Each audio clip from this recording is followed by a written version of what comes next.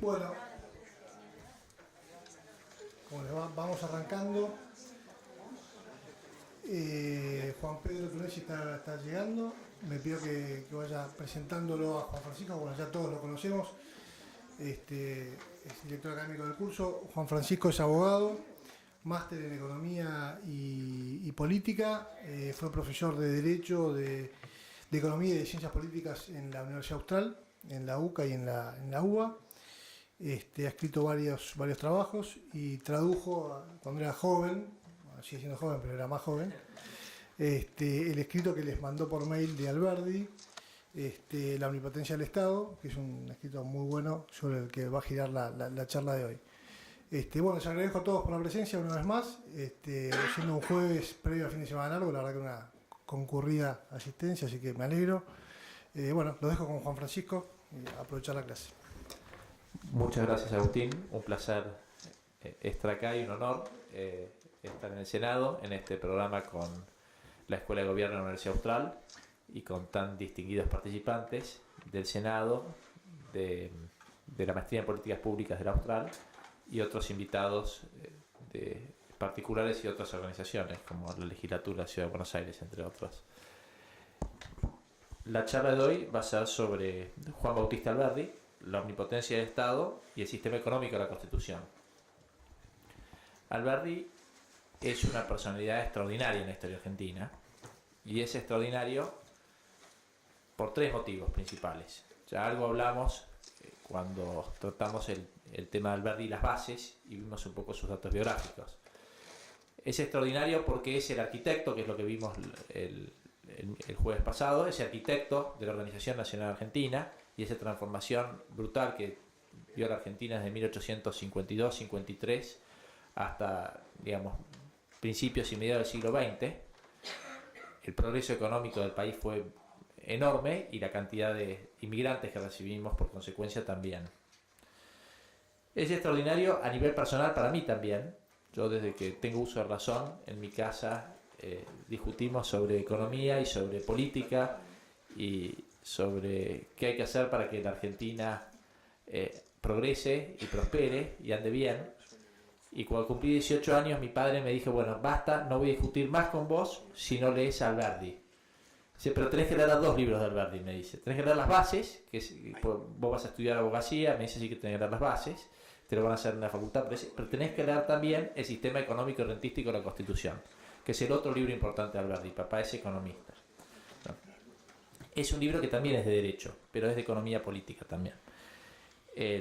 Así que sé derecho constitucional y sé economía, casi diría, gracias a Alberdi, que me ha formado la cabeza en estas dos áreas. Las lecturas que uno tiene de joven son muy formativas y Alberdi es un autor formativo.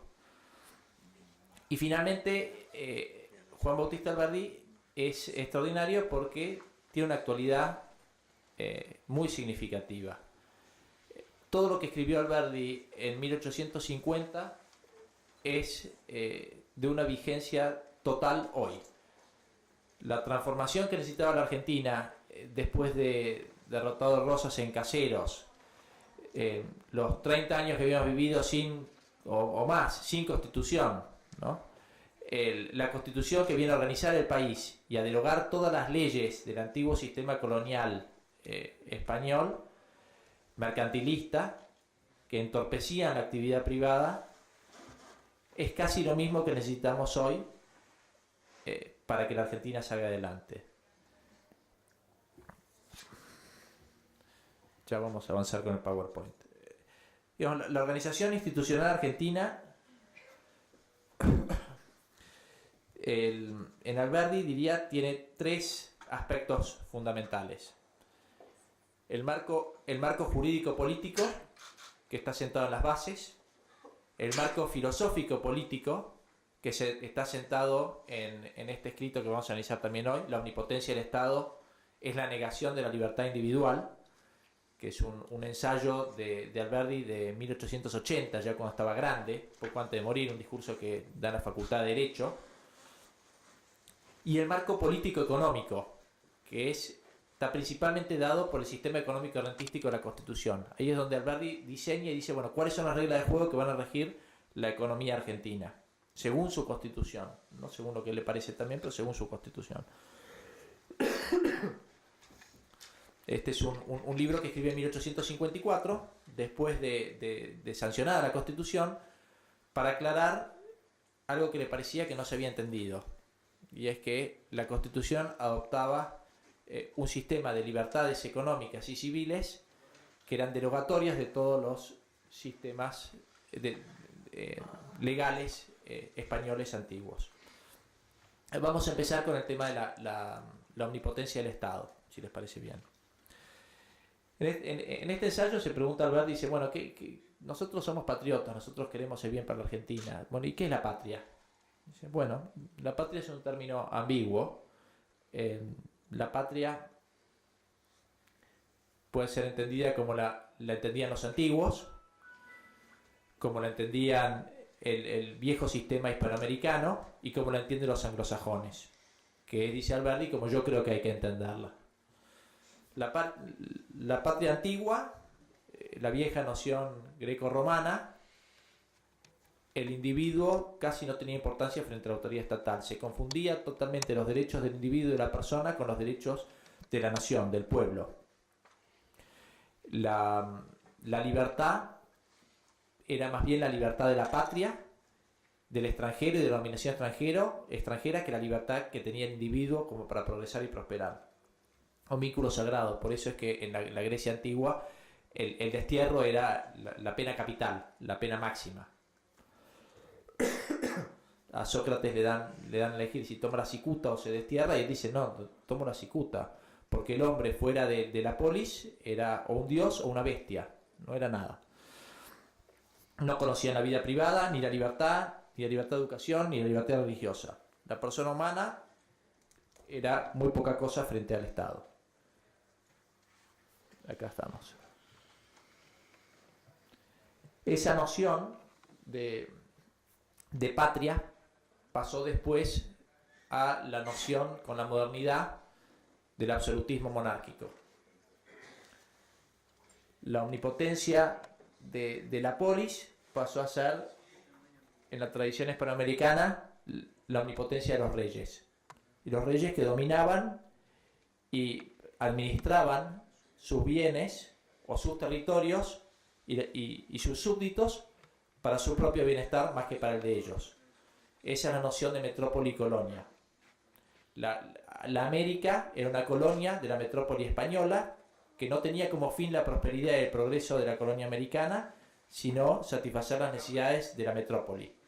Y a cambio de eso regulaba muy bien la conducta y las actividades económicas de las colonias en América. Esa noción de la modernidad absolutista, con la Revolución Francesa y el advenimiento de la edad contemporánea, de nuevo hay dos vertientes. Por un lado tenemos la vertiente del liberalismo a lo Rousseau, la primacía de la voluntad general, su idea del contrato social y de que no hay tanta libertad individual, sino que hay sobre todo una voluntad general que manda y reemplaza lo que eran los antiguos reyes por ahora esta idea democrática de voluntad general. Y tenemos otra tradición, que es la que va a seguir Alberti, que es la tradición de Locke y los Founding Fathers americanos, los padres fundadores de Estados Unidos, que es una tradición basada en la libertad individual. Entonces, ¿qué es la patria para esta tradición anglosajona? Y es lo que Alberti les dice a los que se están graduando como abogados en 1880. Dice, bueno, entre los anglosajones el gobierno está limitado a sus funciones esenciales. Dice, amar la patria significa amarla por sus leyes, por sus instituciones, por los derechos y la seguridad que ella acuerda a sus miembros. La patria es el fruto de la libertad de iniciativa privada. Los pueblos del norte, dicen, no han debido su opulencia y grandeza al poder de sus gobiernos, sino al poder de sus individuos. Son el producto del egoísmo más que del patriotismo. Acá Alberti sigue habla de un egoísmo cristiano, sigue dos autores que cita expresamente, que son Adam Smith y Spencer. No es que Adam Smith que Alberdi esté pensando en que hay que ser egoísta uno desde el punto de vista individual. Dice, mira, para satisfacer mejor las necesidades de todo el mundo, es mejor contar con el egoísmo de las personas que con su generosidad. Si yo tengo que abastecerme de pan o carne, como decía Smith, más vale prefiero estar sobre seguro, si eso le conviene al panadero o al carnicero, que si tengo que estar contando con que el panadero o el carnicero tiene que ser generoso conmigo. Si tiene que ser generoso conmigo, bueno, puede fallar. Si ello está alineado su interés personal, bueno, es mejor. Y entonces, en ese sentido, habla Alberdi de que la patria para los anglosajones está basada en un sano egoísmo. La política, dice después, como tercer punto, está limitada en su campo de acción, es simple administración pública. Como hay un amplio desarrollo de las libertades civiles y económicas en esta idea de patria anglosajona, ni el honor, ni la vida, ni la fortuna de los habitantes están dependiendo de la política, como sí había sucedido en Argentina. Y cuando pasa eso, cuando le damos al gobernante la suma del poder público o facultades extraordinarias, que es lo que había pasado con Rosas, bueno, la política se convierte casi en un combate a vida o muerte, porque, todo depende de quién gana. Si gana tu fortuna, tu vida y tu honor están en manos de quien gana.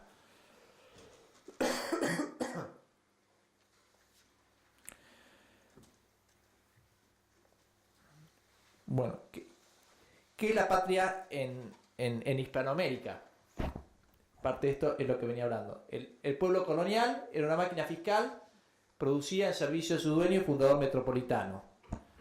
Los gobiernos son llamados libres solo porque dejaron de mandar de extranjero. Acá Alberdi distingue, dice, una cosa es ser independiente, tener la independencia, que es el viejo concepto de patria, de los griegos, los romanos, no tenemos dominación extranjera, y otra cosa es tener patria verdadera. Y la patria verdadera la tenemos cuando somos libres y tenemos una organización nacional que nos garantiza la seguridad de nuestros derechos. Y la libertad, básicamente, como eje central de esa seguridad de los derechos. Mientras la máquina que hace omnipotente el poder del Estado exista viva y palpitante de hecho, bien podría llamarse república libre representativa por su constitución escrita, pero reinará el despotismo y la tiranía en su construcción mecánica del Estado, por lo cual todo el poder de sus individuos, refundido y condensado, cede en provecho del gobierno. Necesitamos un Estado de Derecho y un gobierno limitado. Dice Alberdi, recordamos a nuestro pueblo que la patria no es el suelo. Tenemos suelo hace 3 siglos y solo tenemos patria desde 1810. La patria es la libertad, es el orden, es la riqueza, la civilización, organizados en el suelo nativo, bajo la enseña y en su nombre.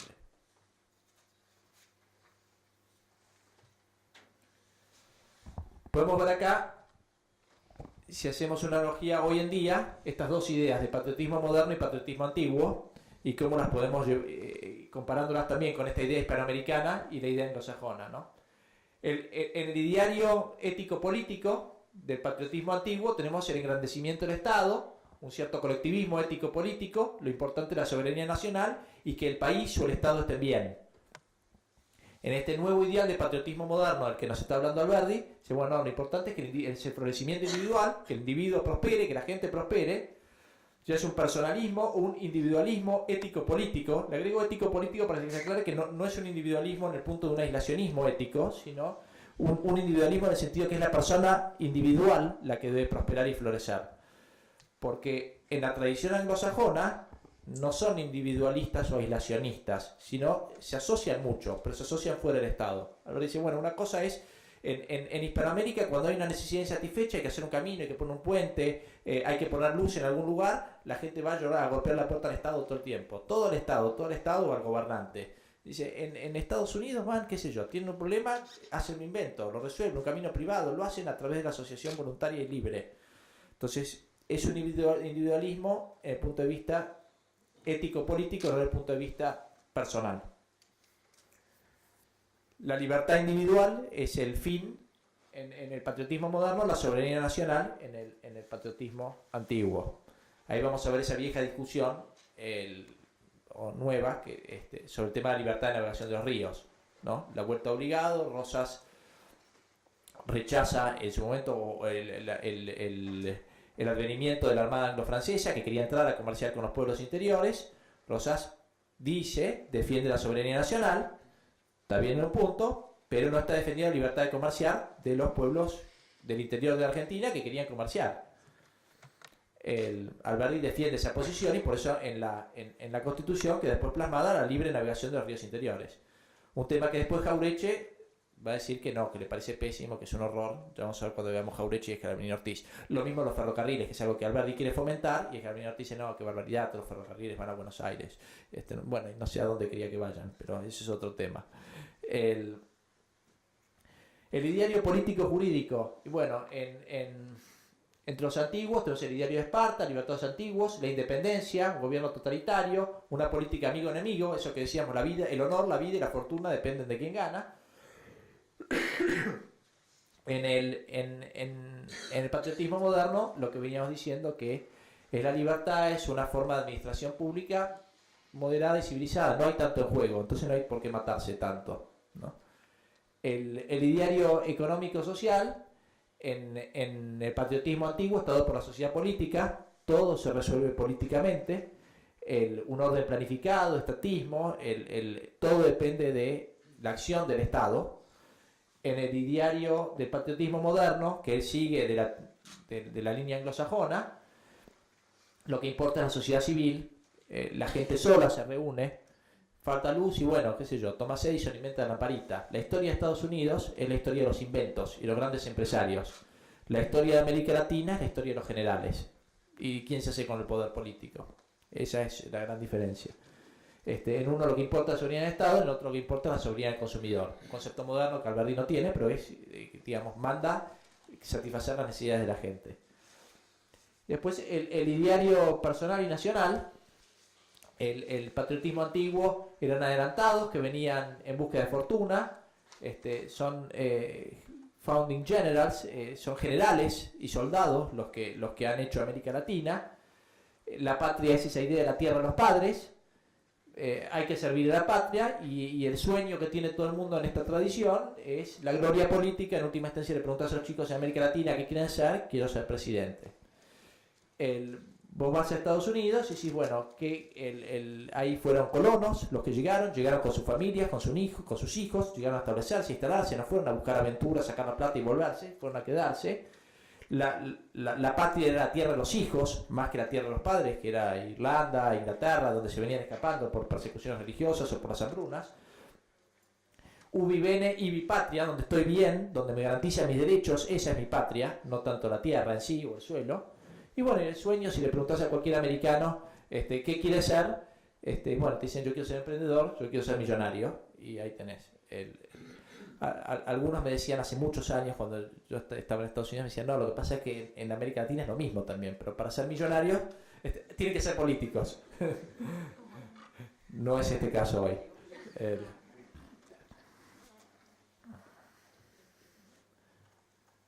Bueno,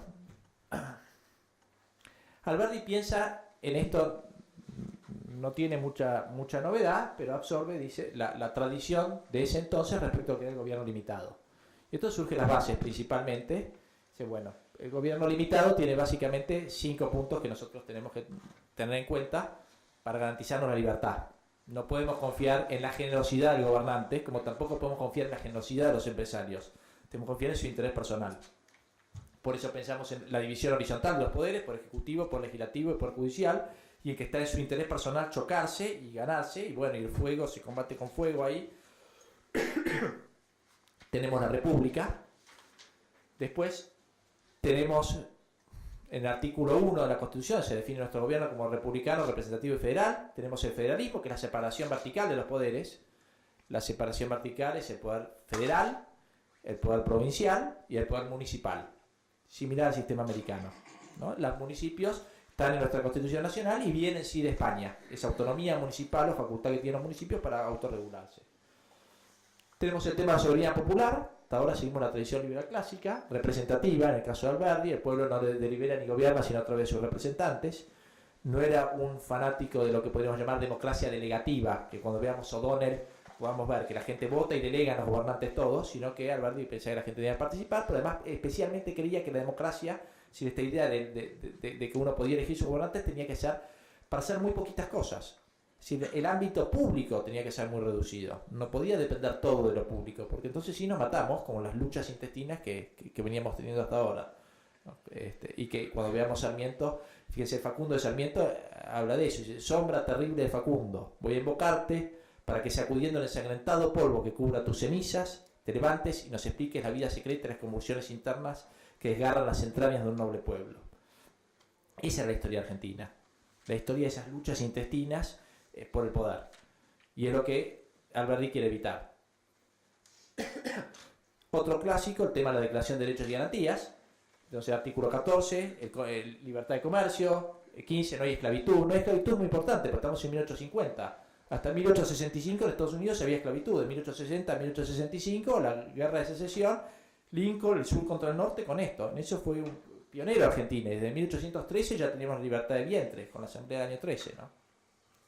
Igualdad ante la ley, propiedad privada, seguridad personal, libertad personal en el artículo 19, que es muy importante: las acciones privadas de los hombres que de ningún modo afecten el orden, la moral pública o perjudiquen a terceros, están exentas de la autoridad de los magistrados y reservadas solamente a Dios. Nadie está obligado a hacer lo que la ley no manda, ni puede ser privado de hacer lo que ella no prohíbe. Y después tenemos los extranjeros. Alberdi le reconoce exactamente los mismos derechos que tenemos todos los habitantes argentinos, y siempre habla de habitantes, no ciudadanos, habitantes, a los extranjeros, además a nosotros. Todas estas leyes que tenemos hoy en día, que eran similares a las que existían en la época de Alberdi, que restringe que los extranjeros no pueden comprar tierra, que los extranjeros esto, que le aplicamos todos inconstitucionales si nos atenemos al pensamiento de Alberdi, lo que era la Constitución de ese entonces y lo que está todavía escrito en la Constitución. Y el artículo 33 de la Constitución, que habla de los derechos implícitos, los derechos que no estén expresamente reconocidos en este listado de derechos.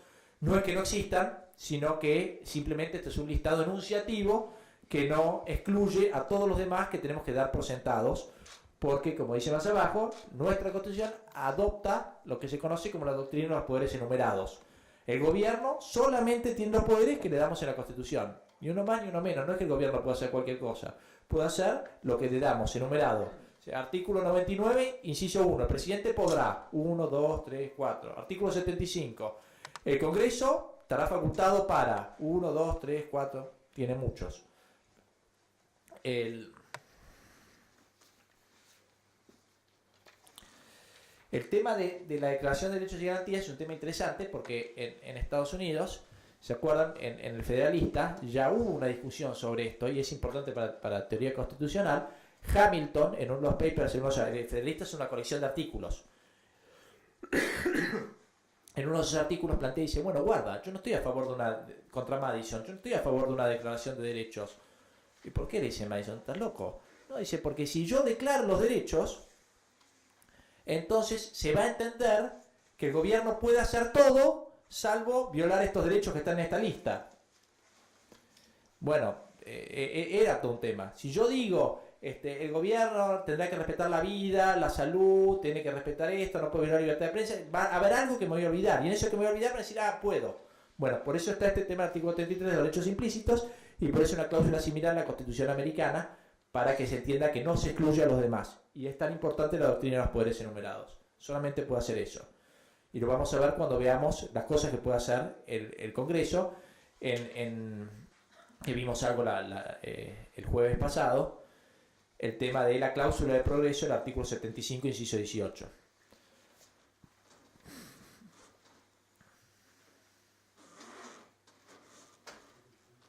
Bueno, y acá viene una hipótesis respecto al pensamiento de Alberdi. A mí me parece que Alberdi, leyendo el sistema económico rentístico,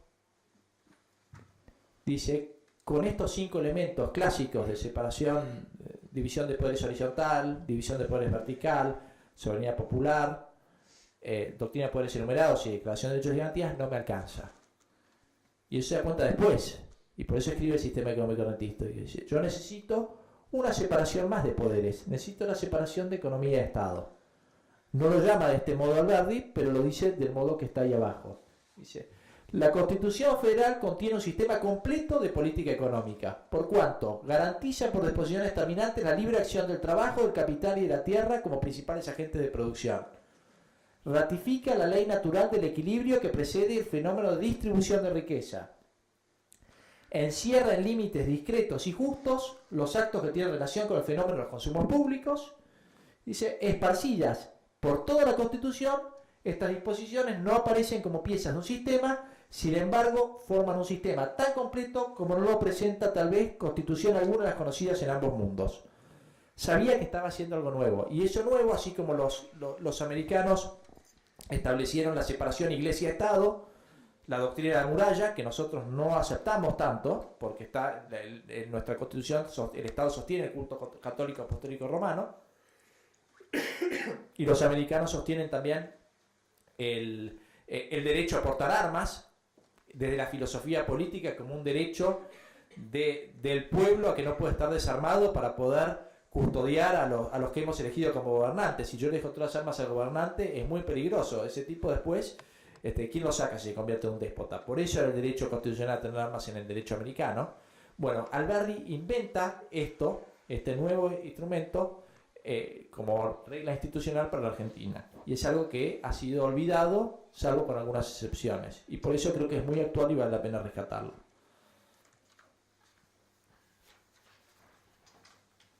Fíjense que dice Alberdi cuando hablamos de este tema de libertad política y libertad económica. Dice, no participo del fanatismo inexperimentado cuando no hipócrita que pide libertades políticas a manos llenas para pueblos que solo saben emplearlas en crear sus propios tiranos.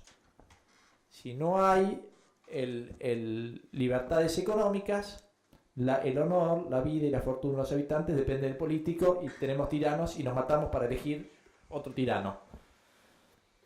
Pero deseo ilimitadas y abundantísimas para nuestros pueblos las libertades civiles, a cuyo número pertenecen las libertades económicas, de adquirir, de enajenar, de trabajar, de navegar, de comerciar y de ejercer industria lícita.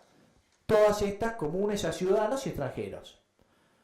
Son las llamadas a poblar, enriquecer y civilizar estos países, no las libertades políticas, que son instrumento de inquietud y de ambición en nuestras manos, nunca apetecidos ni inútiles al extranjero, que viene entre nosotros buscando bienestar, familia, dignidad y paz. La gente viene a trabajar. Y es muy importante que le hable que son libertades civiles, porque ya vamos a ver que hay una diferencia entre lo que son los derechos civiles y el derecho administrativo. Que si Alberdi viviera hoy, diría que el derecho administrativo es la vieja herencia del derecho colonial hispánico que tenemos que derogar. El sistema constitucional nuestro es una gran ley derogatoria de todo el sistema colonial antiguo. La economía es una libertad civil.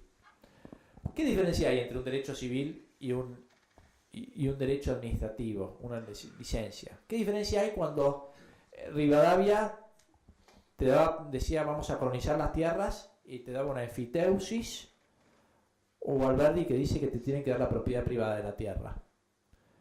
Si vos te das una enfiteusis, una merced, te están dando una licencia, una concesión del Estado. Esos actos son revocables, son derechos administrativos, por tiempo limitado, con obligaciones a tu cargo.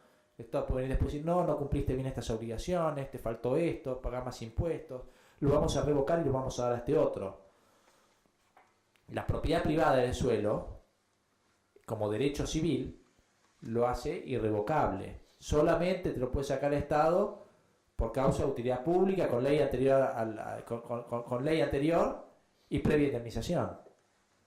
Entonces, tenemos que eliminar este derecho administrativo. Y este derecho administrativo en el régimen colonial se manifestaba con licencias y autorizaciones estatales, restricciones al comercio por doquier, todo orientado a la colonia. ¿Se acuerdan que el sistema colonial tenía un sistema de puerto único al principio? Un puerto de España a un puerto de América. Después, en los últimos 70, 100 años, se abrió eso, pero a varios puertos, pero no podíamos comerciar con Inglaterra. Buenos Aires vivía del contrabando.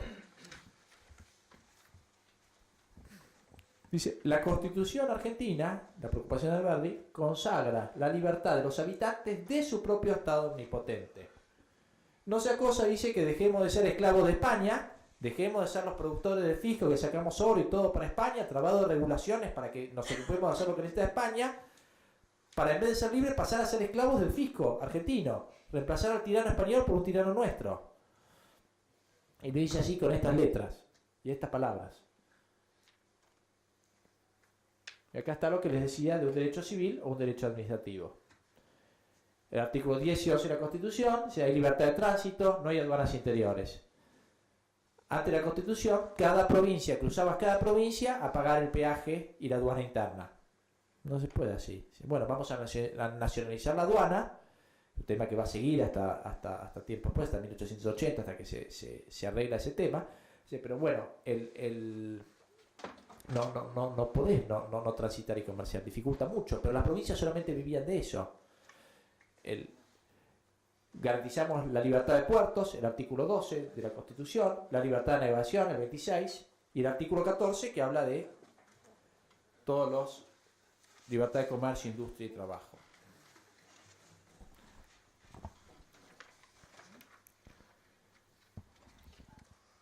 Esto es algo que sabemos nosotros, pero es para tener bien presente. Esto es previo al 14 bis, pero en esto confiaba Alberdi como derechos. Más los implícitos en esto. Dice, esto es enunciativo. Trabajar, navegar, peticionar autoridades, entrar, permanecer de la manera más amplia posible. ¿Y cómo hago para que esto, principalmente, que es lo que me preocupa, esté salvaguardado?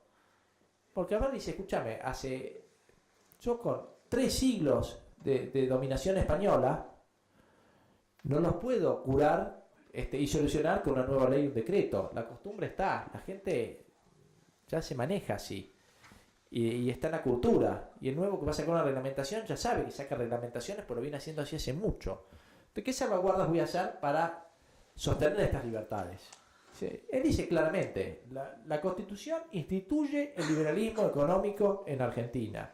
El sistema de nuestra Constitución es el sistema de la fisiocracia y de la escuela industrial inglesa, que es Adam Smith y David Ricardo. Libre comercio, libre iniciativa privada.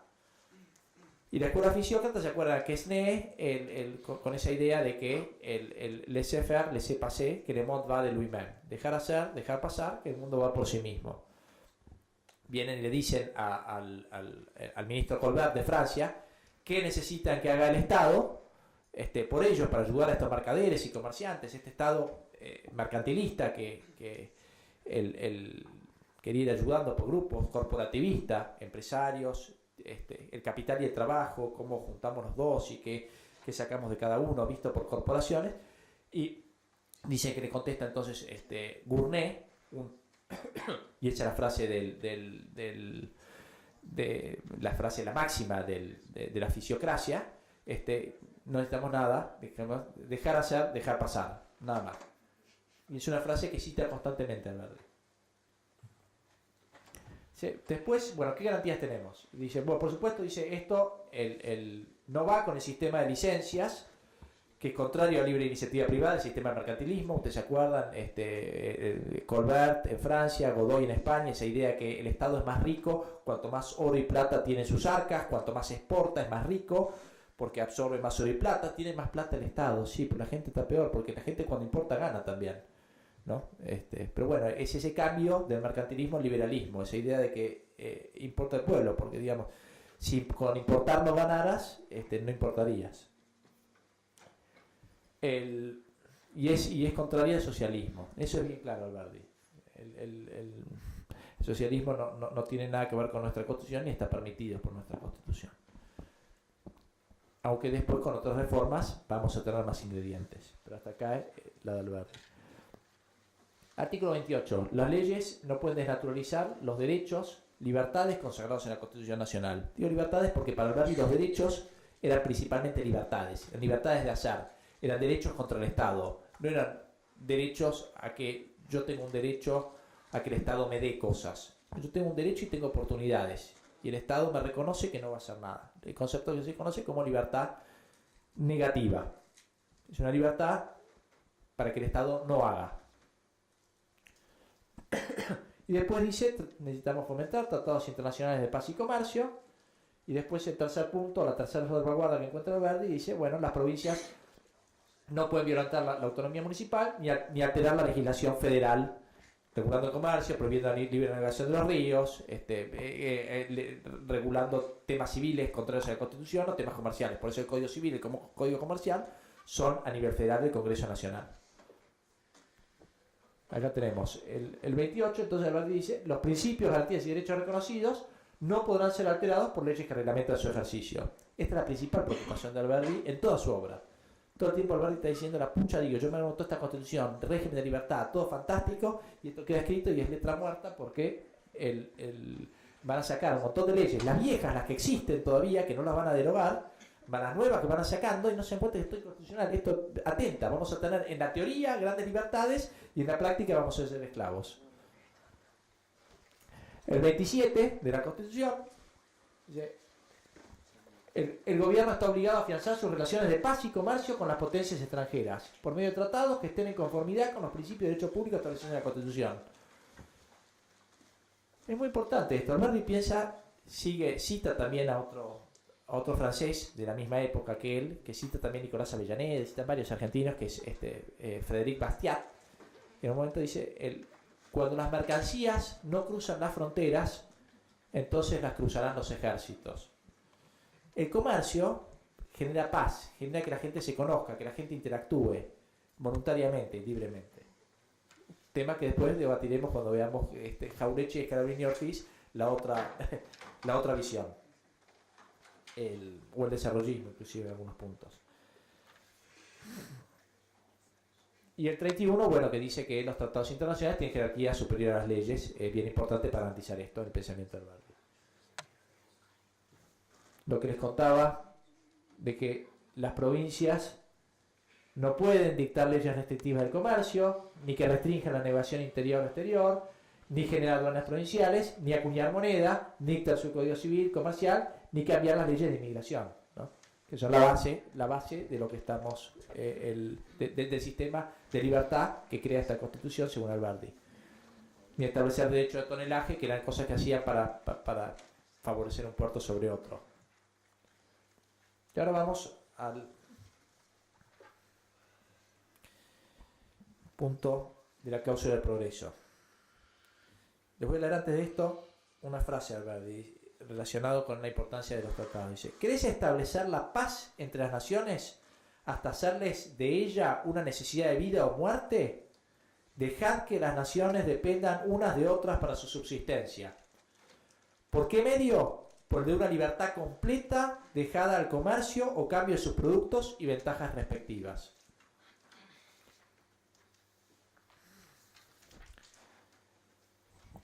Y acá tenemos esta famosa cláusula de la Constitución, la cláusula de progreso o cláusula de la prosperidad, que puede ser interpretada de varias maneras, pero Alberdi la interpretaba de una manera, bien restrictiva. Acuérdense que en la concepción de la Constitución, tanto americana como la nuestra, lo que va es la doctrina de los poderes enumerados, según Alberdi y según los padres fundadores en Estados Unidos. Entonces se fue desnaturalizando con el tiempo, porque el Estado, si nosotros vemos lo que es la jurisprudencia y lo que ha sido la historia, ha ido agrandando esas facultades y ha ido interpretando que cada vez más tiene más poder para hacer más cosas. Pero la idea originaria no era esa. Entonces Alberdi, cuando habla del artículo 18, de la facultad que tiene el Congreso, en ese momento del 64, inciso 4, creo, corresponde al Congreso proveer lo conducente a la prosperidad del país, al adelanto y bienestar de todas las provincias y al progreso e ilustración. Dice: ¿por qué medios? Dictando planes de instrucción general universitaria, promoviendo la industria, la inmigración, la construcción de ferrocarriles y canales navegables, la colonización de tierras de propiedad nacional, la introducción y establecimiento de nuevas industrias, la importación de capitales extranjeros y la exploración de los ríos interiores, por leyes protectoras de esos fines y por concesiones temporales de privilegios y recompensas de estímulo. Pero no es, si uno hace una lectura estricta de esto, como lo interpretan otros autores o como ha sido interpretado muchas veces por el Congreso y por la jurisprudencia argentina, que el Congreso está facultado para hacer todo lo que sea conducente a la prosperidad, al adelanto y al bienestar de las provincias y al progreso de la ilustración. Y Alberdi lo aclara. No es todo eso, es el fin, tiene que tener ese fin. pero solamente lo puede hacer por leyes protectoras de esos fines, y los fines son tres, fomentando los tres factores de producción. Los tres factores de producción son tierra, trabajo y capital. La tierra la vamos a fomentar con colonización de tierras, canales navegables y ferrocarriles. El factor de producción trabajo lo vamos a fomentar con el fomento de inmigración. Acuérdense que además la cultura del trabajo se trasplanta de gajo para él. Aprendemos más del ejemplo y de traerlos a los extranjeros a nuestro suelo que de los planes de instrucción. Pero bueno, pero eso y la instrucción. Y después el capital. Todo lo contrario de combatiendo al capital, que es la doctrina, la marcha peronista. Necesitamos capital, necesitamos inversiones. Bueno, estas inversiones las vamos a traer fomentando la industria y con la libre iniciativa privada. Hasta acá entonces el pensamiento, y quiero ver cómo estoy de tiempo, son las 7, bien. El pensamiento resumido de Alberdi. Me gustaría ahora, si están de acuerdo, yo preparé un Q&A, unas preguntas y respuestas sobre temas que piensa Alberdi, y que voy a pedir a Liliana que me pregunte y yo voy a contestar con citas textuales de Alberdi, así vemos qué piensa. Y después me hacen preguntas ustedes.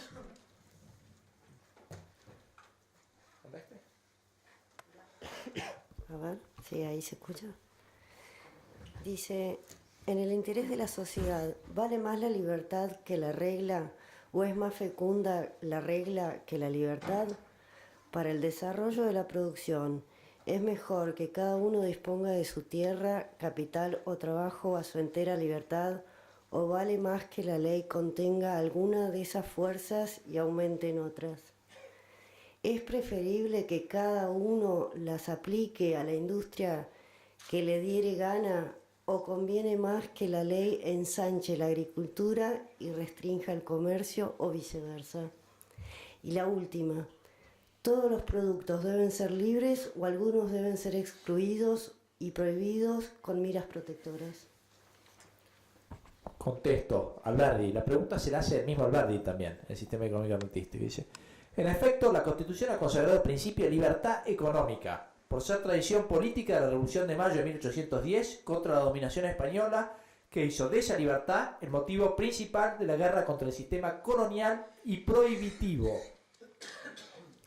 El doctor Moreno, principal agente de la Revolución de 1810, escribió el programa Nuestra Regeneración Económica en un célebre memorial que presentó el último virrey español a nombre de los hacendados de Buenos Aires, pidiendo libertad de comercio con Inglaterra. Todo reglamento que es pretexto de organizar la libertad económica en su ejercicio, la restringe o la embaraza, comete un doble atentado contra la Constitución y contra la riqueza nacional, que en esa libertad tiene su principio más fecundo. Hasta aquí hemos visto que la Constitución interviene en favor de la producción al solo efecto de garantizar y asegurar el libre y amplio ejercicio de sus fuerzas naturales, que son el trabajo, el capital y el terrazgo. Ella impone a la legislación orgánica y reglamentaria respecto a la industria un solo deber que se encierra en esta célebre máxima: dejad hacer, dejad pasar. ¿Qué más me querés preguntar? ¿Cuál es entonces el rol del gobierno en la economía y qué exige la riqueza de parte de la ley para producirse y crearse? Y acá lo que Diógenes exigía de Alejandro, que el Estado no le haga sombra, asegurar una entera libertad al uso de las facultades productivas del hombre, no excluir de esa libertad a ninguno, lo que constituye la igualdad civil a todos los habitantes, proteger y asegurar a cada uno los resultados y frutos de su industria. He ahí toda la obra de la ley en la creación de la riqueza. En efecto, ¿quién hace la riqueza? ¿Es la riqueza obra del gobierno? ¿Se decreta la riqueza? El gobierno tiene el poder de estorbar o ayudar a su producción, pero no es obra suya la creación de la riqueza. Otra pregunta.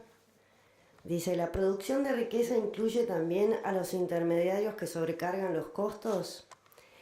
¿Hay una producción que pueda llamarse comercial? ¿El comercio produce en el sentido que esta palabra tiene en la economía política? Y ahí. Hoy, dice Albert, textual, ¿no? Hoy no hay un solo economista que no dé una solución afirmativa a esta cuestión. Entienden por producción los economistas no la creación material de una cosa que carecía de existencia, el hombre no tiene semejante facultad, sino la transformación que los objetos reciben de su industria, haciéndose aptos para satisfacer alguna necesidad del hombre y adquiriendo por lo tanto valor. En este sentido, el comercio contribuye a la producción en el mismo grado que la agricultura y las máquinas, aumentando el valor de los productos por medio de su traslación de un punto en que vale menos a un punto en que valen más. En este punto, ahora agrego yo, Albert es un precursor de la teoría de la utilidad marginal que revolucionó totalmente la ciencia económica en 1871. Él está escribiendo esto en 1854. La teoría de la utilidad marginal la desarrollan tres economistas de manera paralela, Karl Menger, Jevons y Walras, en 1871, y se basa en esta teoría subjetiva del valor, que las cosas no valen por el costo de producción, sino que valen por el comercio. Es una idea revolucionaria, y está claro que la riqueza se puede producir por comercio. Si yo cambio un reloj por la pulsera de Liliana, y nosotros aceptamos el cambio voluntario, es claro que los dos lo aceptamos porque ganamos, es porque yo valoro más el reloj que tiene ella y ella valora más la pulsera, si no, no haríamos el cambio. Con los mismos bienes que tenemos, sin aumentar en nada la producción, podemos generar más riqueza y más valor, solamente mejorando la distribución a través del comercio. Y eso es lo que permite el comercio libre. Aumenta la riqueza sin aumentar la producción de los bienes. Ahora bien, en el artículo 75, inciso 18 de la Constitución, cuando establece la cláusula del progreso, ¿no faculta al Estado para intervenir ampliamente en la economía en pos del bienestar general? Voy a ser breve, esta es lo que ya les conté hace un ratito. No, dice, para nada, dice, el Estado le demarca y señala terminantemente como medios conducentes a fines de bienestar, mejoramiento de todo, el fomento, etcétera, etcétera, etcétera. Hace una interpretación bien estricta y responde tal cual. Dice, cuando decimos que la Constitución ha hecho de la libertad un medio y una condición de la producción económica, queremos decir que la Constitución ha impuesto al Estado la obligación de no intervenir por leyes ni decretos restrictivos en ejercicio de la producción o industria comercial y marítima. Pues en economía política, la libertad del individuo y la no intervención del gobierno son dos locuciones que expresan lo mismo. Hasta acá llego. Bien, Liliana, gracias. Sí, ahora viene Clara a hacerme preguntas. No quiero aburrir, ahora me preguntan ustedes. Vamos a hacer 4 o 5 preguntas más y ya estamos. Para que vean de primera mano que lo que te digo yo que pensaba hablar y lo pensaba. ¿Acá? Sí. Bueno, Clara. Entonces, ¿el Estado no puede intervenir en la economía para tener mayores riquezas o distribuirlas mejor? La Constitución argentina es la primera que distingue la riqueza de la nación, o sea, el pueblo, de la riqueza del gobierno, que era el viejo sistema mercantilista. Y que mirando la última como rama accesoria de la primera, haya que el verdadero medio de tener contribuciones abundantes es hacer rica y opulenta a la nación. El ladrón privado es el más débil de los enemigos que la propiedad reconozca. O sea, imaginen cuál es el más fuerte. Hasta aquí, el peor enemigo de la riqueza del país ha sido la riqueza del fisco. Debemos al antiguo régimen colonial el legado de este terror fundamental de su economía española. Somos países de complexión fiscal, pueblos organizados para producir rentas reales, simples tributarios o colonos por espacio de 3 siglos. Somos hasta hoy la obra de ese antecedente que tiene más poder que nuestras constituciones escritas. Después de ser máquina del fisco español, hemos pasado a serlo del fisco nacional. He ahí toda la diferencia. Nada, o sea. Después de ser colonos de España, lo hemos sido de nuestros gobiernos patrios. Siempre estados fiscales, siempre máquinas serviles de rentas que jamás llegan porque la miseria y el atraso nada pueden redituar. Abstenerse de su empleo, estorbando en todas las tentativas legislativas para introducirlo, promover la derogación de la multitud infinita de leyes proteccionistas que nos han legado el antiguo régimen colonial, son otro medio que la Constitución da al Estado para intervenir de un modo negativo, libertad negativa, pero eficacísimo en favor de la industria fabril de la República Argentina. Se puede decir que toda la obra del legislador y del estadista está reducido a proteger las manufacturas nacionales, menos por la sanción de leyes nuevas que por la derogación de las que existen. Derogar continuo y sistema nuestro derecho colonial, fabril, es el modo de introducir la lógica y la armonía entre la Constitución sancionada y nuestra legislación industrial. Mientras que esté vigente, mantendrá como encantamiento la Constitución señora del país de las ideas, en tanto que las leyes coloniales van a conservar el señorío en los hechos.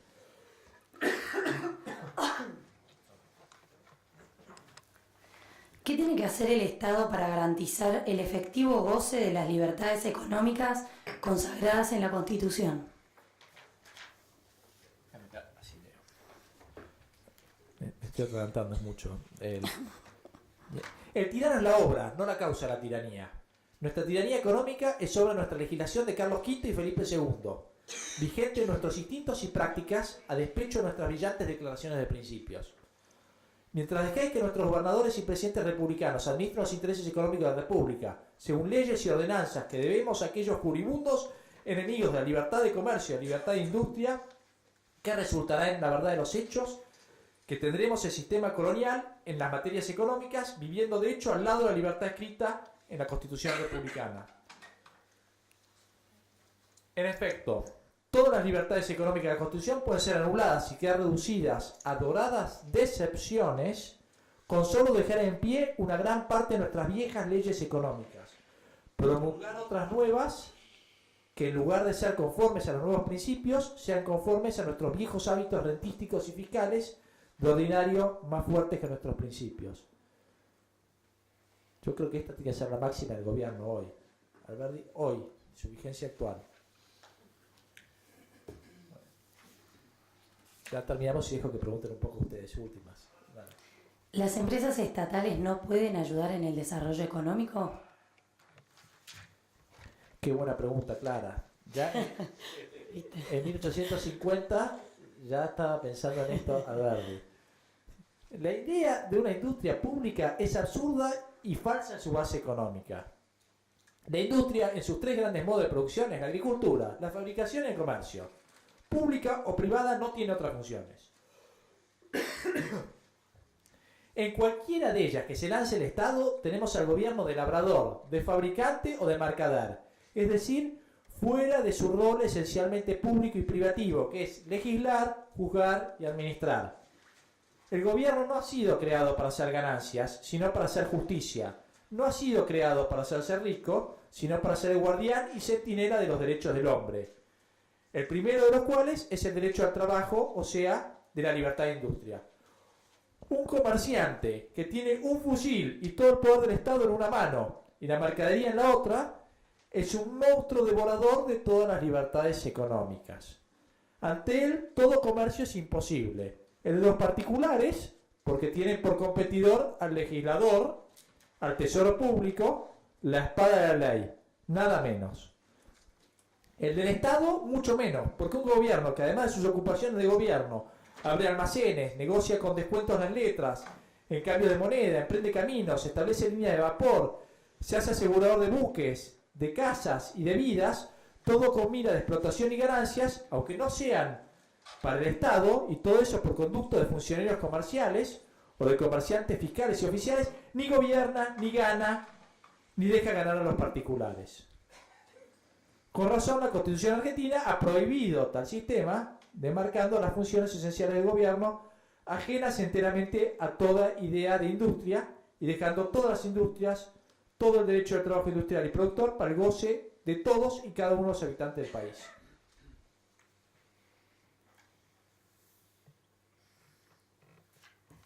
La última. Dale, guante última, después pregunto yo.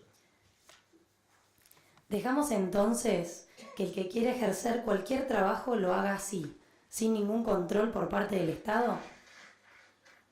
Otra buena pregunta, Clara. ¿Tenemos que dar licencias a los taxis, habilitar todos los comercios, el permitir que alguien que quiere poner un sistema de cualquier negocio tiene que pedir una licencia, un permiso al gobierno para eso? ¿O nada? ¿O la regla es la libertad, como decíamos al principio? Y pueden hacerlo, salvo que después si violan los derechos de alguien, bueno, a través de la justicia lo cancelaremos.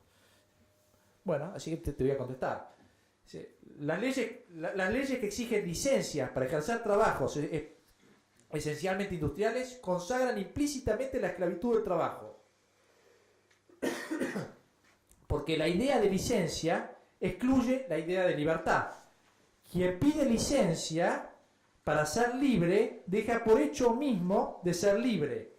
Pedir licencia es pedir libertad. La Constitución ha dado la libertad del trabajo precisamente para no tener que pedirle al gobierno, para no dejar a este la facultad de darla, que envuelve la de negarla. Son derogatorios de la libertad de trabajo todas las leyes y decretos del estilo siguiente. Nadie podrá tener en toda la campaña de la provincia tienda, pulpería, taberna, casa de negocio o trato sin permiso del gobierno, dice un decreto de 1832.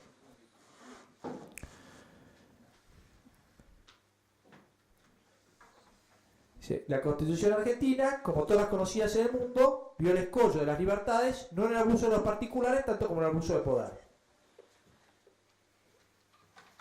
El enemigo más fuerte de la Constitución no es el derecho venidero, sino el derecho anterior. La Constitución, en cierto modo, es una gran ley derogatoria en favor de la libertad de las infinitas leyes que constituían nuestra servidumbre originaria. Voy salteando un poco para que no sea tan largo, porque preparé demasiadas preguntas. Pero a ver alguna. Esta, dale. ¿No es función del Estado dar trabajo? Como ven, Alberdi y Milei, un solo corazón. No se andaba con chiquitas, Alberdi. Cuando la Constitución proclama la libertad de derecho al trabajo, no da por eso a todo trabajador la seguridad de hallar trabajo siempre. El derecho de ganar no es el poder material de hacer ganancias. La ley puede dar y da el derecho de ganar el pan con el trabajo, pero no puede obligar a comprar ese trabajo al que no lo necesita. Porque eso sería contrario al principio de libertad que protege al que rechaza lo que no quiere ni necesita. Garantizar el trabajo a cada obrero sería tan impracticable como asegurar a todo vendedor un comprador, a todo abogado un cliente, a todo médico un enfermo, a todo cómico, aunque fuese detestable, un auditorio. O a todo profesor un curso de participante. La ley no podría tener ese poder si no expensa la libertad y de la propiedad, porque sería preciso que para dar a unos lo quitase a otros. Y semejante ley no podría existir bajo el sistema de nuestra Constitución, que consagra a favor de todos los habitantes los principios de libertad y propiedad como bases esenciales de legislación.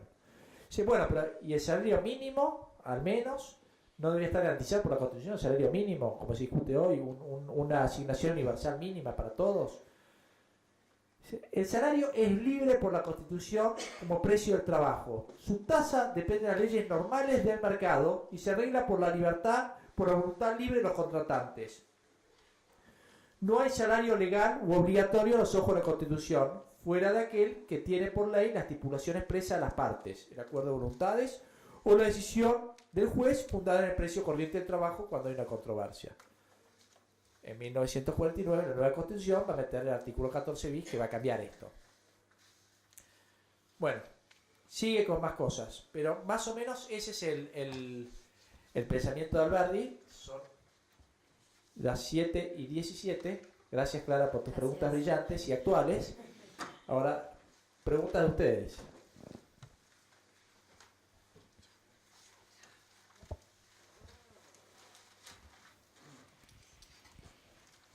¿Qué tal, Juan? Quería saber si él se fue flexibilizando o cambiando su pensamiento o siempre fue, con el paso del tiempo, incorporó nuevas ideas después que se puso en vigencia la Constitución o siempre fue rígido y bueno, su pensamiento no varió. Es muy buena tu pregunta, Juan, porque la lectura de diferentes obras de Alberdi permite diferentes interpretaciones. Yo que hago esta lectura en conjunto de él y estoy tomando acá lo que escribió en 1854 con el sistema económico rentístico, lo que escribió en las bases en 1852 y lo que escribió 51 y lo que escribió en el discurso de la omnipotencia del Estado, que es 1880, ya tengo que es casi antes de morirse, ya tengo un espectro de tiempo bastante amplio.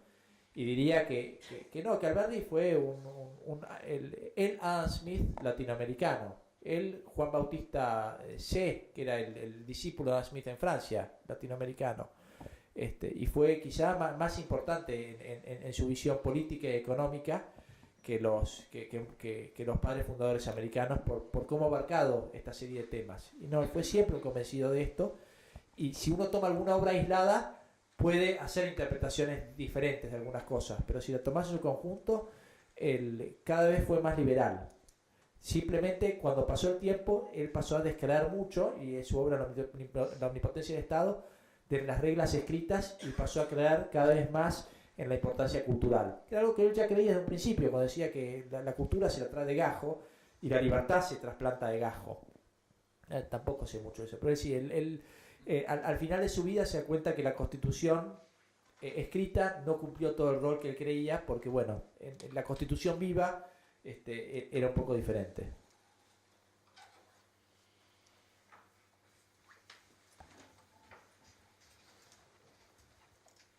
¿Qué tal?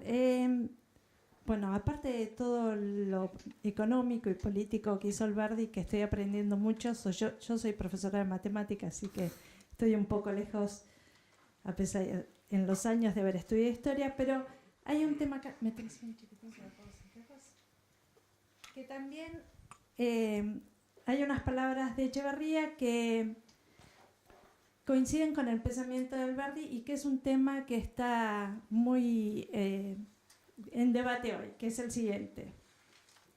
Ninguna mayoría, ningún partido o asamblea tiene derecho para establecer una ley que ataque las leyes naturales. La voluntad de un pueblo jamás podrá sancionar como justo lo que es esencialmente injusto. ¿No pensás que esto tiene mucho que ver con el tema del aborto y con este tema? Sí, Alberdi creía, era miembro de la generación del 37 con Esteban Echeverría, el autor del dogma socialista. Compartían muchas ideas. Creía en el derecho natural, al igual que Esteban Echeverría. Su visión de derecho está plasmada en un ensayo que se llama Fragmento preliminar al estudio del derecho, de 1837. No habla mucho ahí del derecho natural en sí, pero sí adopta, dentro de lo que es la polémica por la codificación, la línea de Fonsavigny, que es la línea historicista alemana, contra la corriente francesa, que pretende que codificando todo uno puede llegar a tener una gran solución racionalista. Él creía así en la Constitución, si te fijas el preámbulo, la invocación a Dios, los derechos naturales están implícitos en el artículo 33 de la Constitución. Él creía en el derecho natural y está en esa línea. Sí, correcto. Él no creía que las leyes sancionadas, porque si no hubiera pensado que las leyes coloniales españolas había que obedecerlas tal cual. Y él decía, no tenés por qué obedecerlas, son leyes injustas, inicuas. Hola, buenas tardes. Recientemente se ha sancionado una nueva ley de defensa de la competencia, la 27442, y mi pregunta apunta en relación a eso con una afirmación que vos transcribiste de Alberdi, que en lo posible, digamos, máxima libertad de comercio, ¿no? Porque aumenta la riqueza. Si miramos esta ley, hay conductas prohibidas porque son restrictivas de la competencia, hay concentraciones económicas que deben ser autorizadas por el Estado. ¿Cómo lo miraría él? O como una regulación del mercado. ¿Lo miraría negativamente o ayudaría a la libertad de comercio? Es una muy buena pregunta. Es un tema más moderno que Alberdi. Alberdi no trata ese tema porque ese tema recién aparece con las leyes de antitrust en Estados Unidos, con el tema del petróleo y después la división de las Bell Companies, AT&T, cuando se divide entre varios, todo el tema de los robber barons en Estados Unidos. Y ahí se sancionan dos leyes principales, la Sherman Act y la Clayton Act, que son las que establecen las principales normas para la defensa de la competencia en el mundo y son de principio del siglo XX. Estamos ya por lo menos 30 años después de Alberdi. Alberdi veía así que las regulaciones, veía con mucha desconfianza las regulaciones. O sea, si Alberdi en algún momento pudiera estar de acuerdo con algunas normas de defensa de la competencia, trataría de cuidar mucho que esas leyes no sean usadas para perjudicar la competencia, que es lo que muchas veces pasa. Vos agarrás y decís, bueno, esta industria tiene, acá veo que hay un posible monopolio, le voy a fijar el precio para que no cobre más precio del que tiene que hacer. La visión hacia dónde iría una interpretación de la fisiocracia, el correr natural o de Alberdi en esto, sin que lo haya dicho él, pero una cosa que uno puede pensar es decir, bueno, si vos limitás el precio y lo dejás regulado a ese monopolista, estás eliminando todos los incentivos que tienen los nuevos competidores para entrar. Estás creando una industria regulada, con un precio regulado, más bajo, lo dejas a él. Naturalmente lo que debería pasar es que si un monopolista puede cobrar un precio muy alto, genera incentivos, si es que no hay barreras legales de entrada al mercado, para que otros competidores puedan entrar al mercado y empiecen a competirle y disputarle ese mercado. Si vos ya lo regulás y le pones un precio bajo, lo que va a tender a pasar va a ser que ese mismo se va a quedar solo, con un precio más bajo, vas a solucionar tu antídoto, pero con muchas dificultades, porque esa industria va a estar regulada. Después hay otros economistas que, siguiendo esta tradición, George Stigler, por ejemplo, en el 71 escribió un paper interesante, se llama La captura del regulador. Genera muchos problemas, es decir, las mismas regulaciones generan barreras de entrada también a los nuevos competidores, y al final las regulaciones terminan siendo una barrera de entrada a los nuevos competidores. No sabemos qué pensaría, pero sí sabemos que hay una tradición del liberalismo económico del que viene Alberdi, que es más bien muy minimalista en esto. Si me preguntas a mí, yo miro el control de las fusiones y adquisiciones previo casi como una cosa estalinista. Yo me parece que la gente tiene que controlar, fusionarse, comprar, vender las empresas sin que el secretario de Comercio lo autorice. ¿Cómo puede ser? Yo hago eso, y bueno, después eventualmente, si es que hice mal algo, estará la justicia de por medio para decirme, vos hiciste estas prácticas anticompetitivas. Pero esto de tener que pedir autorización previa y todo supeditado, que no hay la autorización, bueno, todavía tenemos esas normas. Yo creo que son partes de la vieja norma colonial que tenemos, con el agravante de que eso también existe en otras partes del mundo, porque existe en Europa, existe en Estados Unidos. Entonces, bueno, todo el mundo ha caído en este estatismo, así que hoy no puedo decir que la tradición anglosajona me avala. Así que, Estados Unidos tiene unas regulaciones terribles, pero menos el 10% que nosotros. ¿Otra pregunta? Se supone que las leyes de defensa de la competencia están para promover la competencia, no para ahogarla. No. Sí, acá, lógicamente, se supone que las leyes de defensa de la competencia están para promover la competencia, no para erogarla. Claro, eso se conoce después de mucho tiempo. Los que están en contra te dicen que el camino al infierno está empedrado de buenas intenciones, ¿no? Hay otro personaje que se llama Peter Bauer, que decía que el camino al empobrecimiento está hecho por ignorancia de la economía, ¿no? Milton Friedman tiene otra frase también que dice, así como está la vieja frase esta de Adam Smith. Cito autores que pudieron haber tomado lo que pensaba Alberdi, no es que Alberdi pensaba esto que estoy diciendo yo ahora. Como adalides del liberalismo decimonónico del siglo XIX en el siglo XX, ¿no? En la frase de Adam Smith dice: los actores individuales, movidos por su interés privado, son conducidos como por una mano invisible a alcanzar el bien común o el interés general. Y Milton Friedman va a decir: en base a la experiencia que tenemos en el siglo XX, vemos que los funcionarios públicos, movidos por el interés general, son conducidos como por una mano invisible a satisfacer intereses particulares que no eran parte de sus intenciones. Una pregunta. En este diálogo último de Alberdi, los últimos años, ¿no? Y tan liberal, tan tan libertario, ¿no? Podríamos decirlo. ¿Con quién dialoga? ¿Con Sarmiento? ¿Quién es su contrincante ideológico? Con Sarmiento se pelea, pero es una pelea pasional sobre todo, porque con Sarmiento están de acuerdo en la gran mayoría de las cosas. Sarmiento es un liberal también. La única diferencia que puede tener a nivel de políticas públicas con Sarmiento es que Sarmiento le da mucha más importancia a la instrucción, y por eso se hace famoso Sarmiento con su libro Educación Popular, y por eso tiene el monumento en Boston y todo. Y Alberdi le daba más importancia a traer la inmigración de gajo, ¿no? Decía, la instrucción sirve, pero no es tan importante. Después se pelean, pero bueno, con esas las 101 y las cartas quillotanas. Pero no diría que su contrincante es Sarmiento, diría que más bien su contrincante es el viejo sistema colonial, mercantilista y corporativo que vive en esa vieja tradición hispánica de la que somos todos herederos. Y su otro contrincante también es Vélez. En su fragmento preliminar de estudio de derecho a Vélez le pega, porque le parece que no establece suficientes garantías en favor de la libertad de comercio y la fácil transmisión de la propiedad.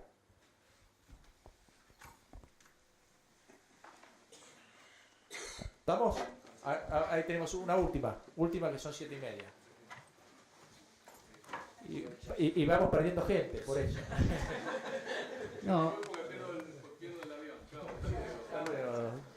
No, en el sentido de la última pregunta, ¿cuál era la relación que aparentemente era muy ambigua con los caudillos provinciales, ¿no? Él, sobrino de Bernabé Arauz, caudillo tucumano, apadrinado por Facundo Quiroga, caudillo riojano, y de algún modo, digamos, el inspirador ideológico o el brazo intelectual de otro caudillo, Urquiza, ¿no? ¿Cómo era la relación? De hecho, digamos, también parte de la pelea, digamos, viene, ¿no? por ahí, ¿no? Lo que decía el profesor de la clase anterior, que lo llamaba un caudillo del periodismo, ¿no? A Sarmiento. ¿Cómo es la relación que tiene? O sea, ¿es ambigua, digamos, es condenatoria, es vindicatoria de los caudillos? A ver, no conozco yo tanto sobre la relación personal de Alberdi con los caudillos, sí más sobre sus ideas y las que plasmó en estas obras. Con Urquiza me parece, yo no diría que Urquiza es su influencia intelectual, más bien diría que Urquiza pone en acción las ideas de Alberdi que ya tiene desde siempre Alberdi, más que eso. Después sí, Alberdi era sobre todo un hombre de acción. Cuando García Hamilton escribe su biografía, la titula Vida de un ausente. Alberdi casi no estuvo en Argentina y se dedicó a escribir y sobre todo a escribir y polemizar sobre algunas de estas cosas, ¿no? Pero él no participó mucho de la vida política activa en el sentido de la búsqueda y la lucha por el poder en Argentina. De hecho, cuando es nombrado diputado, al poco tiempo después muere, ¿no? Y se va exiliado de nuevo a Francia. Es un hombre sobre todo de ideas, a diferencia de Sarmiento, que es un hombre de ideas y de acción política. Bueno, muchas gracias.